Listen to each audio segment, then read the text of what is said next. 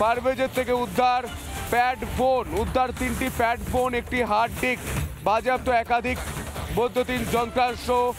মুজাম্মেলের সঙ্গে যোগাযোগ ছিল পারভেজের বোন শাহিনের সঙ্গেও।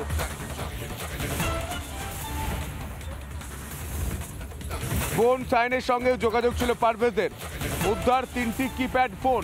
আমি যেটা বললাম, ধৃত পারভেজের থেকে উদ্ধার 3টি কিপ্যাড ফোন।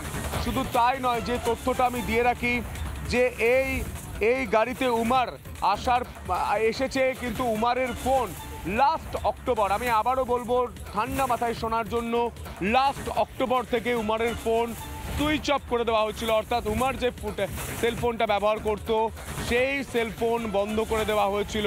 উমার লাস্ট অক্টোবর সুইচ অফ করে দেয় সেই ফোন সুইচ অফ হয় এই বিশ্ববিদ্যালয়ে। তারপর থেকে এই ফোন আর খোলা হয়নি। সাধারণত আমরা ঘটনায় দেখি, যে কোনো সন্ত্রাসবাদী হামলা বা যে কোনো ঘটনায় আমরা দেখি যে সন্ত্রাসবাদীরা ঘটনার 2-3 দিন আগে ফোন সুইচ অফ করে, কিন্তু লাস্ট অক্টোবরে ফোন সুইচ অফ মানে প্রায় 9 থেকে 10 দিনের গ্যাপ। এতদিন গ্যাপ দেওয়া হয়েছিল, তখন কি ফোন ব্যবহার করেছে? এই কিপ্যাড ফোন ব্যবহার করেছে, যেটা পারভেজের থেকে পাওয়া গিয়েছে।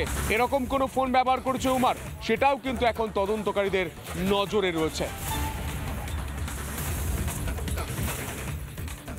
নানা ধরনের কন্টেন্ট দেখার জন্য লাইক করুন, শেয়ার করুন আমাদের ফেসবুক পেজ, সাবস্ক্রাইব করুন আমাদের ইউটিউব চ্যানেল।